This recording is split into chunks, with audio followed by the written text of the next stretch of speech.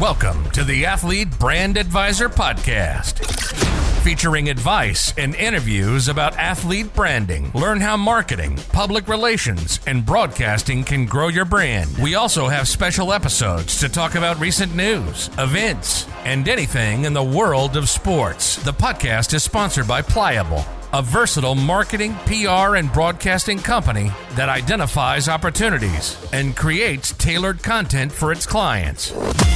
Now it's time to roll. Here's your host, Glynn. Thanks, and welcome to the Athlete Brand Advisor Podcast. In this episode, we're talking about college recruiting.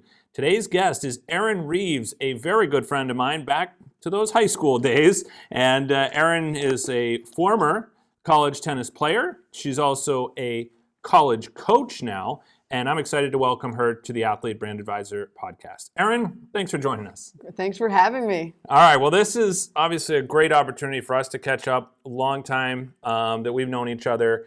I never really got to ask you this, but kind of talk to me about your athlete story and kind of like, obviously after high school at Lincoln Sudbury, you went off to Fairfield. What was that like?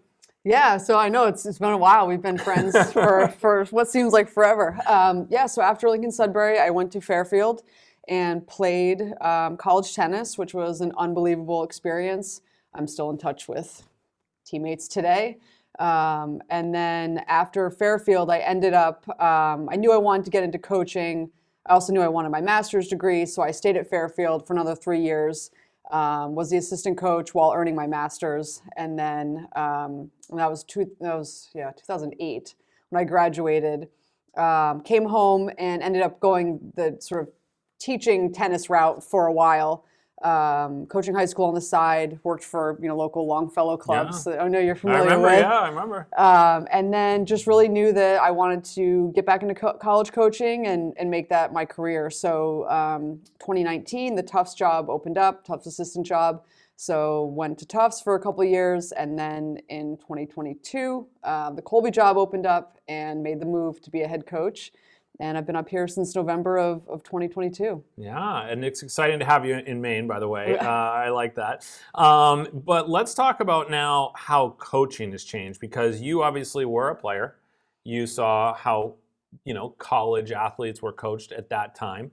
And now we've got a whole what seems like different level of coaching, different level of recruiting, so much more competitive. Athletes are trying to do everything they can to get ahead. Talk to me about how you've seen coaching evolve at the college level.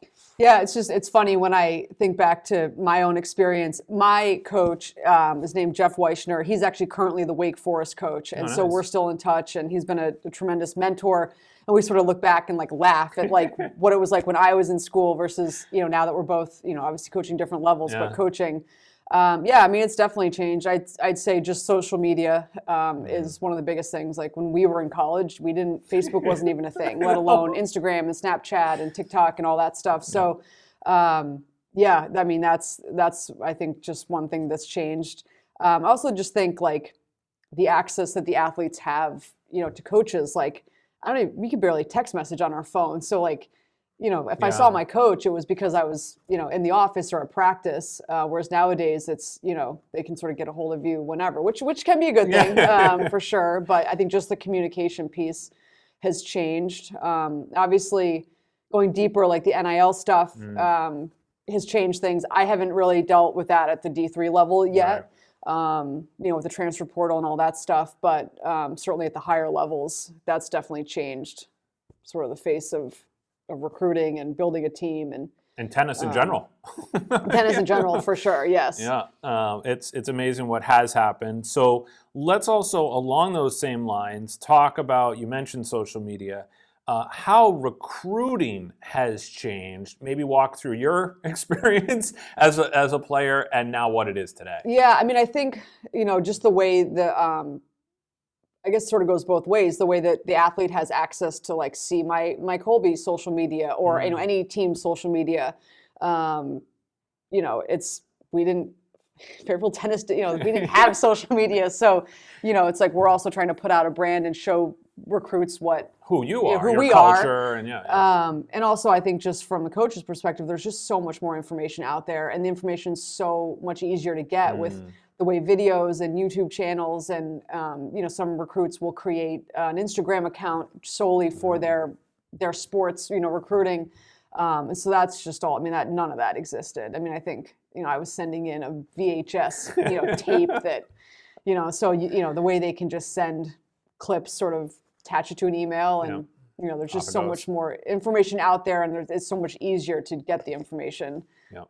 Even just with the internet and ranking systems, and just a lot of that. So let's play the role of player right now. And you're obviously a coach. You've seen a lot of different things.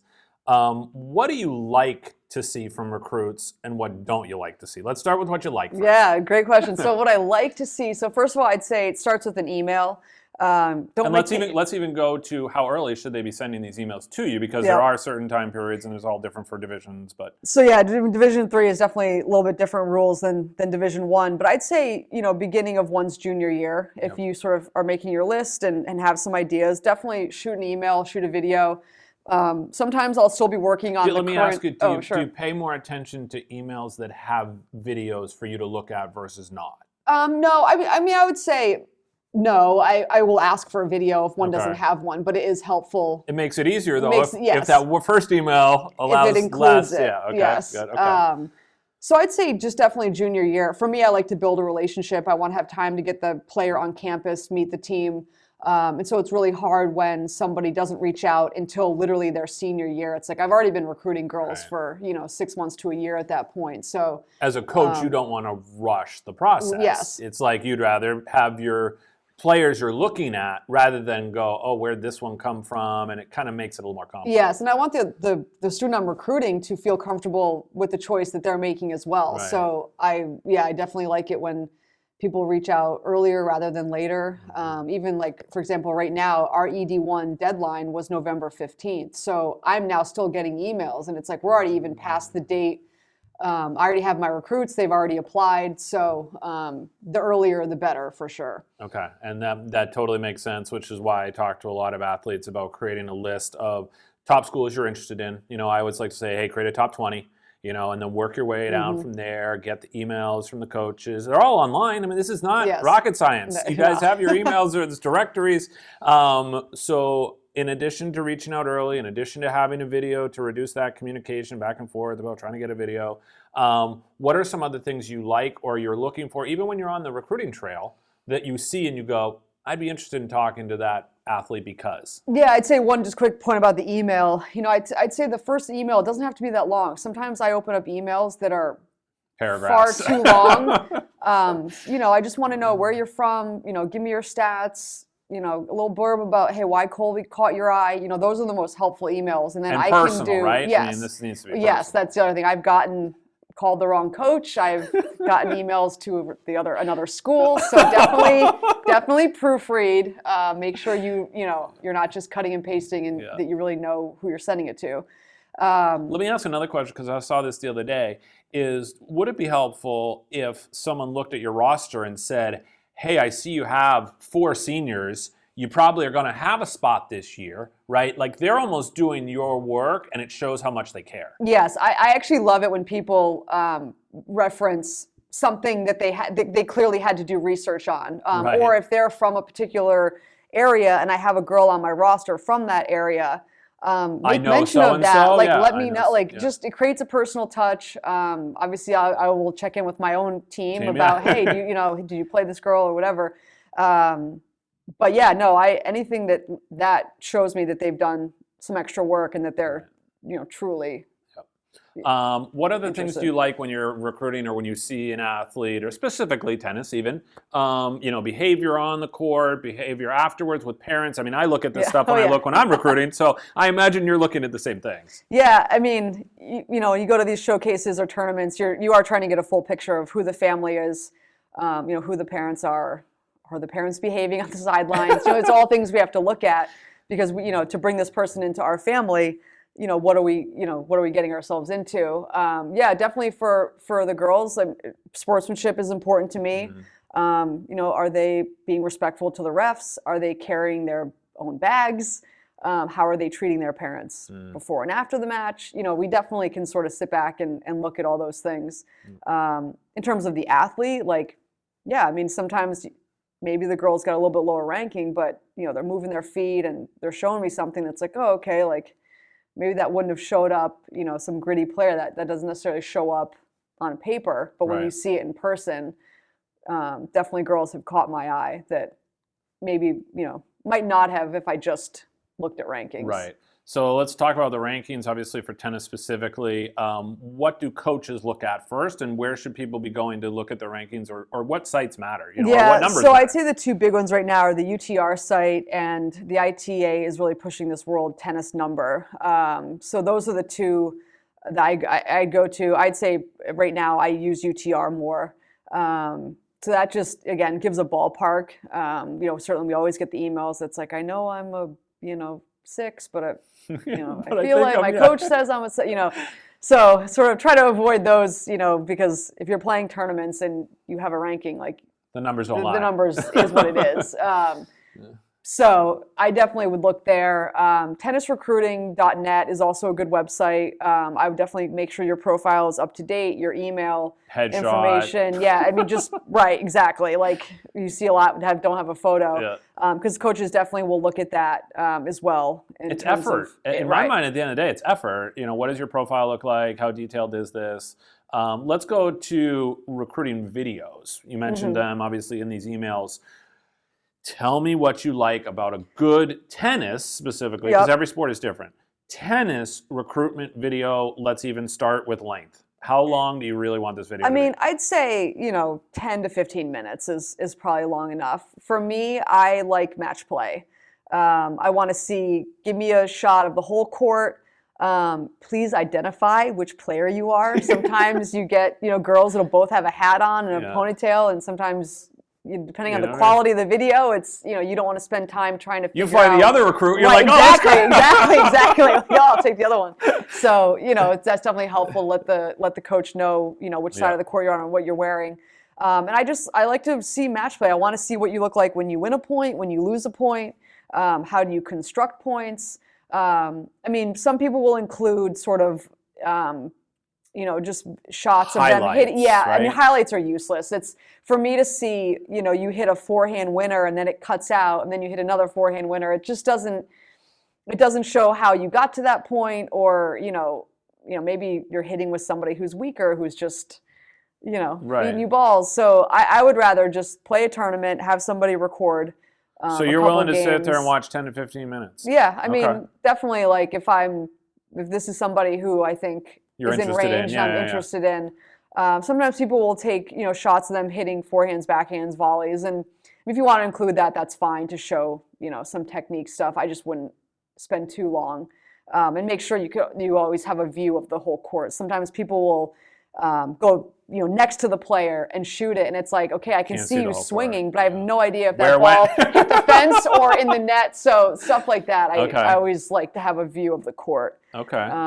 It doesn't need music. It doesn't need to be anything fancy. It's really just, for me, I prefer match play videos. Okay. And nowadays, just with all the streaming services and a lot of times where you play, you can get those videos pretty easy. Or I say go out and find a friend of a similar level and just play a set and have somebody record it. So what about certain skills? I know in some of these other videos, like soccer, for example, sometimes there's a skill, section of the video which is literally them dribbling, because you can't see that in a game all the time, right? Yeah. Like that might be their best skill, but if you watch their highlight clips, you can't really see the dribbling up tight. Is there any skill in tennis you'd like to see specific? I guess that's where some of the, if you want to record yourself hitting just some isolated forehands, backhands, volleys. Some serves. Yeah, some serves. Because again, if I'm watching a match play video and you don't get to net in the first 10 minutes, I might not see you volley. So definitely the skills are helpful. It just shouldn't be the whole video. Got it. Serve, hitting overheads, if you just want someone to go through that quickly, that's definitely helpful. Okay, cool. What do you hate about recruitment? What do you hate about either the emails you get, like you said before, not personalized? What are turnoffs for you? I definitely at Colby have a policy for myself. I do reply to everybody, so no matter That's nice. level. Because I know that doesn't happen. Because I sometimes don't want it sitting out there and having somebody wonder, like, is this a school I can play at? So I'd rather just have the conversation. I think it's also your reputation. Right. You know, that coach never got back to me, Exactly. right? Imagine having that reputation. Yeah. You know. But I'd say, yeah, I guess, well, hate's a strong word, but it is tough when somebody emails you who's very out of range for your school. So I'd say, really do research on who you're emailing, the conference they play in, what their lineup looks like.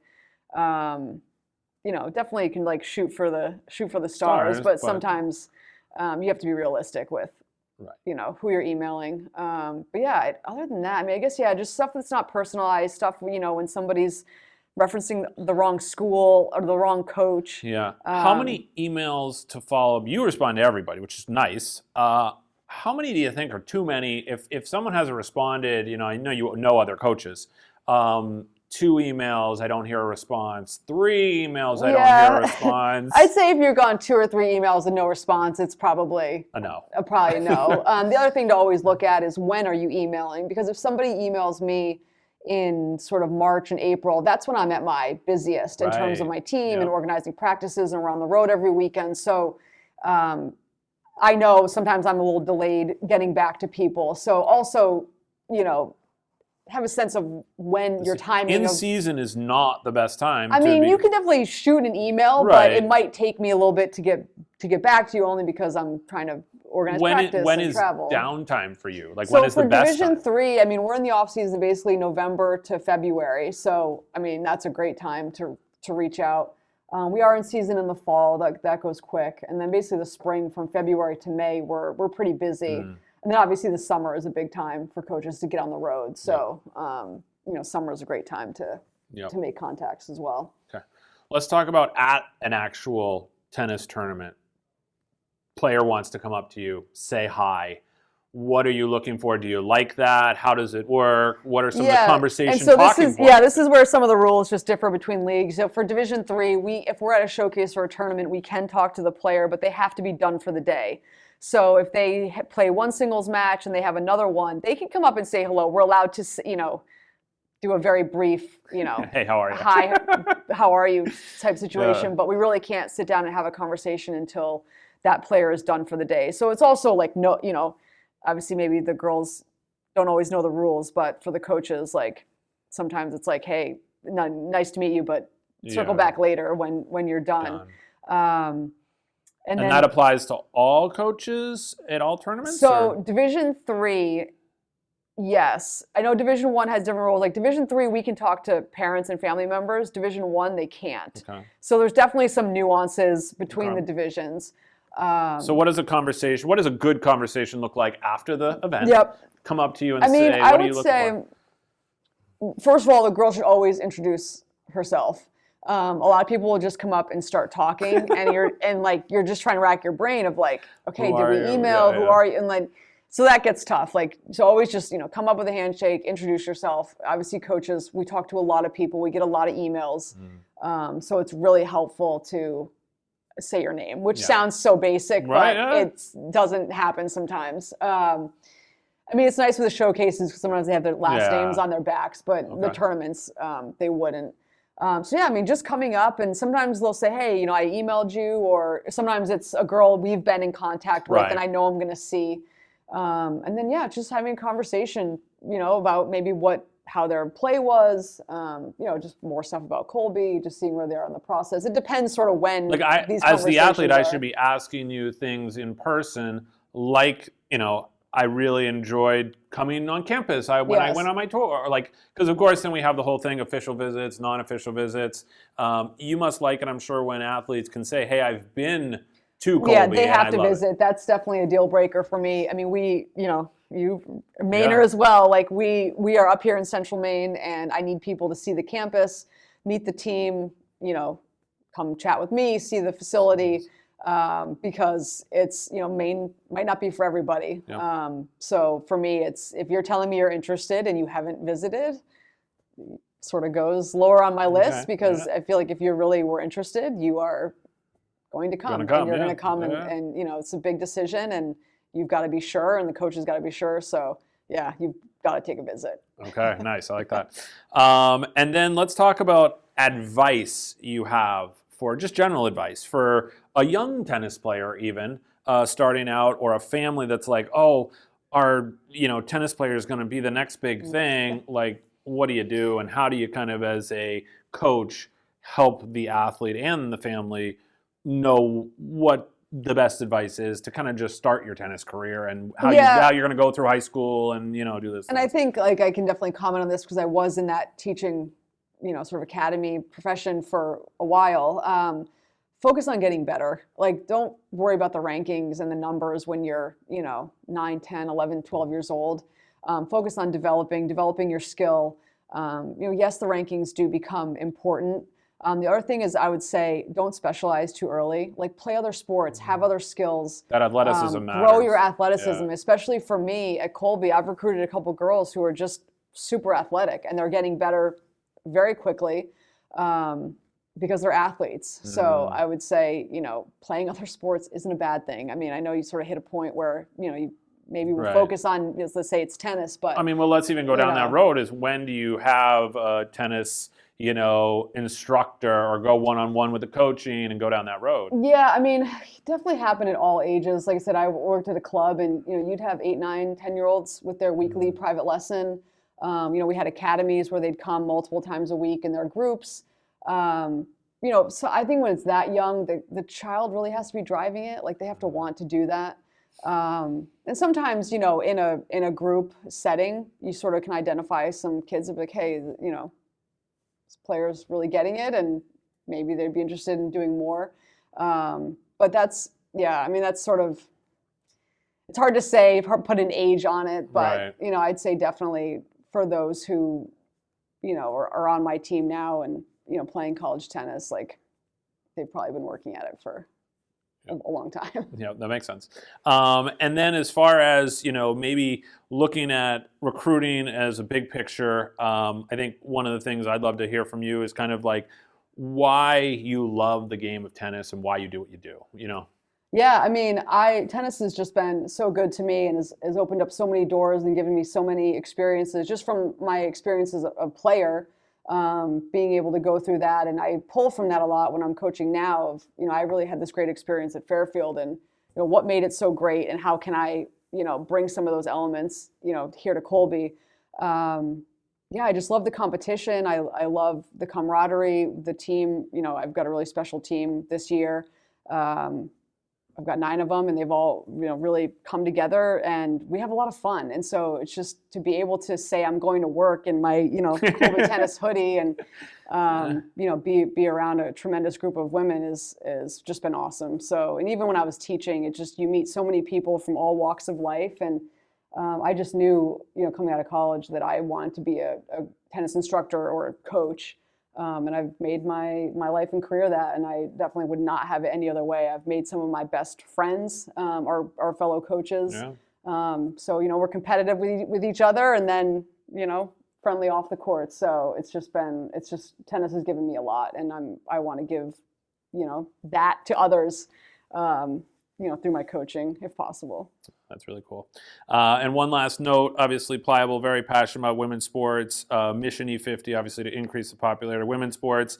Talk to me about what you've seen over the last 5 to 10 years with the growth of women's sports. I mean, it's been tremendous. I mean, even, from my LS days, I loved basketball, and I played basketball in high school, and to watch the W just, with Caitlin Clark and those players just explode. It's been just such a awesome time for women's sports in general, and just for me, I mean, just to see the exposure and at all levels has just been tremendous. So I feel like it's really an exciting time to be a part of women's sports. Excellent. Well, it's been exciting to join you, Erin. Thank you so much for sharing this advice. I'm hoping it will allow you to have better emails, and everybody out there, the coaches and also the athletes. This is obviously for both, specifically athletes that are interested in tennis, but also the recruiting journey. Every coach has probably similar feelings to you, and other coaches may be different, but this I think has been really helpful for athletes and parents to hear, so that then we can kind of outline it, because there's sometimes athletes that are doing this for the first time. Yeah, I mean, and I would say just sort of a last piece of advice is, if somebody's is interested and you've had some good contacts with the coach, make sure you're consistent about reaching out. For me, if I've had a girl over 6-7 months continuously, send me emails and give me updates, and even give me just sort of life updates or other things they're volunteering in, not just tennis, I know that person's truly interested, versus, well, I haven't heard from this girl in 6 months. Right. I wonder where her head's at. Well, yeah, I guess maybe not Colby. Right. So I'd say if you're really interested and you've had some contacts with the coach, it's like a once a month thing, like once a month. Yeah, once I mean, every 2 months. Every couple of weeks, there's a couple of girls I'm recruiting who will just send me some texts or emails, and I love hearing from them, because it really shows that Colby's on their mind. So I would say, don't be afraid to reach out. And don't be afraid to brag. I mean, really, at the end of the day. Exactly. I mean, and I always laugh. I say, and if something didn't go well in a tournament, tell me that too. Like, tell me what didn't go right or what you're working on. So. Well, I like what you said too there about the community aspect too. I mean, if they go and volunteer or do something pretty cool, that's really attractive to you. Yes. Yep. Because I'm looking for good people. Yeah. So it's helpful to know as well. Yeah, I know the feeling. So. All right. Well, that's good stuff. Appreciate it, Erin. Thanks again for coming on the podcast, and keep up the great work. Thank you so much. All right. I'm Greg Glynn. Glad you could tune in, and stay pliable, my friends. Thanks for listening to the Athlete Brand Advisor Podcast. Be sure to check out the show notes from today's episode and catch up on recent episodes at pliablemarketing.com. We also encourage you to share topics and guest ideas by emailing our production staff at pliablemarketing@gmail.com. We love hearing from our loyal listeners and athletes who want to grow their brand. So jump in and be part of the podcast, because that's how we roll.